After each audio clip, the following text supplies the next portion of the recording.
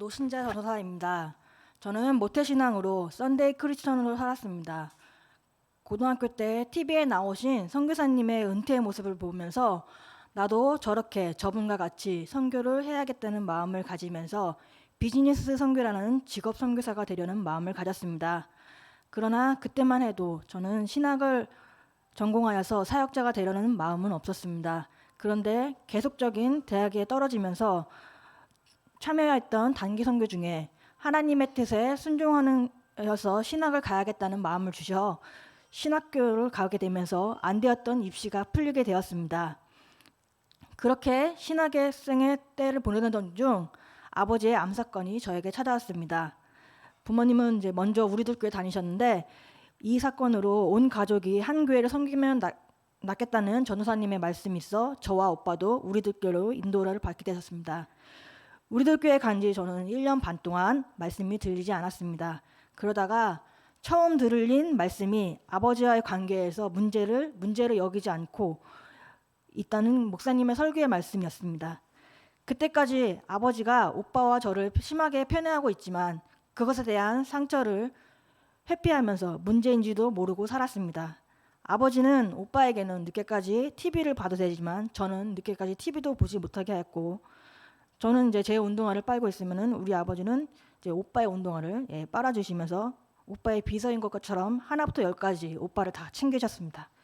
이제 그렇게 오빠만 이제 티나게 편하게 하신 저희 아버지를 보면서 저는 이제 아버지를 속 뺀 채 어머니에게만 이제 기념물과 생일 선물 또 어머님이 좋아하는 음식들을 이렇게 사다 드리면서 아버지에게 오빠한테 선물을 받으라고 이제 그런 말을 했습니다. 근데 그때는 제가 몰랐는데요. 지금에서 보니까 그것도 제가 당한 것을 갚아주려고 했던 복수심에서 비롯된 행동이었습니다. 저는 그렇게 또 아버지와 어머니를 또 차별하는 그런 모습을 보이면서 아버지의 편애를 인한 상처를 많이 받았습니다. 그러던 중에 아버지는 아버지의 목장에서 편애 문제에 대한 처방과 양육을 받고 저는 저의 1대1 양육 교사를 받는 중에 아버지의 편애와 상처에 대해서 이제 처음으로 언급하면서 양육을 받게 되었습니다.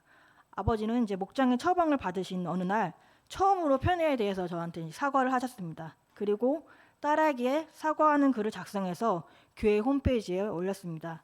저 또한 아버지에게 처음으로 사랑한다는 말을 하게 되면서 관계가 회복되었고 얼마 후 하나님은 아버지를 천국으로 데리고 가셨습니다. 저는 아버지와의 관계에서 받은 상처가 치유된 듯 했지만 아직도 상처가 다 해결되지 않았습니다. 그래서 저를 잘 직면하지 못하고 상처받는 일이 생기면 회피하려고 하고 있습니다. 상처받는 게 두려워서 저 스스로를 잘 지키고 보호하려고 하는 회피라는 잘못된 방법을 쓰고 있는 것입니다. 전에 교회에서도 청년부 목장에서 목자와의 갈등이 생기니까 문제를 해결하기보다는 제가 상처받지 않으려고 어떤 게 문제라는 말도 못하고 회피하면서 교회를 떠나게 되는 일까지 생겼습니다. 그러다가 또다시 도망가려던 사건이 발생했습니다.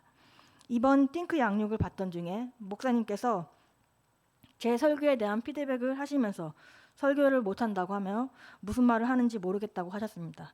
또 영혼을 살리는 설교를 해야 되지 영혼을 죽이는 설교를 하고 있다고 하였습니다. 이런 목사님의 피드백을 들으면서 잘못했다고 사과를 하면서 집에 와서는 정말 하나님께 많이 죄송해서 많이 울었습니다. 하지만 이제 목사님의 말씀이 제 안에서 다 소화가 되지 못하고 상처가 되니 또다시 직면하기보다는 회피하고자 하는 옛습관이 올라왔습니다. 그래서 다음날 사역자 회의에서 사역을 그만두겠다는 말을 드리게 되었습니다. 목사님은 이유를 물으셨지만 저는 저의 속마음을 솔직하게 말도 하지 못하고 거짓 변명을 하였습니다. 그러나 목사님은 저의 변명에 속지 않으시고 상처를 똑바로 직면하라고 말씀해 주셨고 그제서야 제가 지금까지 제 자신에 대해 솔직하게 직면하지 못하고 회피했었구나라는 생각을 하게 되었습니다. 전의 교회도 갈등을 회피하고 지금도 직면보다는 회피하려는 마음으로 가는구나 생각이 들었습니다. 그러면서 덮어두었던 저의 상처와 직면하면서 저의 죄가 드러나는 사건이 되었습니다. 또한 목사님과의 사건에서 솔직하게 제 이야기와 갈등 부분에 대해서 이야기하는 계기가 되었고 전에는 한 번도 상처받았다고 표현하지 못했지만 이 사건으로 저의 마음을 표현하고 이야기하는 사건이 되었습니다. 이렇게 문제가 생기면 언제든지 도망가려는 제게 하나님이 주신 큐티 말씀은 창세기 32장 25절로 자기가 야곱을 이기지 못함을 보고 그가 야곱의 허벅지 관절을 치매 야곱의 허벅지 관절이 그 사람과 씨름할 때에 어긋나더라. 야곱이 천사와 씨름하여서 허벅지 관절이 어긋난 말씀입니다. 이 말씀을 보면서 저는 문제와 갈등이 생기면 회피하고 직면하지 못하며 도망가려고 했는데 하나님은 목사님의 말씀으로 저를 쳐서 저의 자아가 깨지고 저를 도망가지 않게 하시고 이제는 말씀으로 사건과 문제를 해석하여 저의 죄를 보라고 말씀하십니다. 처음 제가 목사님과 면접을 보았던 날의 큐티 말씀이 서머나 교회에 대한 말씀이었습니다.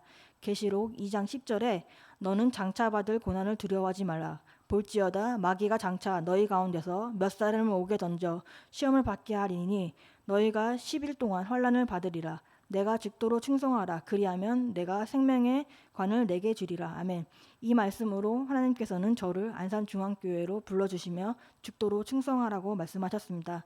그런데 놀랍게도 목사님께 사임하겠다고 말했던 그 다음날 주일 본문이 바로 서머나 교회에 대한 말씀이었습니다. 하나님은 죽도록 충성해서 남은 고난을 견디기를 원하십니다. 이 말씀대로 이제는 제 과거의 상처와 직면하고 도망가지 않고 죽도록 충성하여 남은 고난을 잘 견뎌서 영혼군을 향해 애통하면서 생명을 낳는 삶을 살기 바랍니다. 하나님 감사합니다. 목사님 감사합니다. 형성님 감사합니다.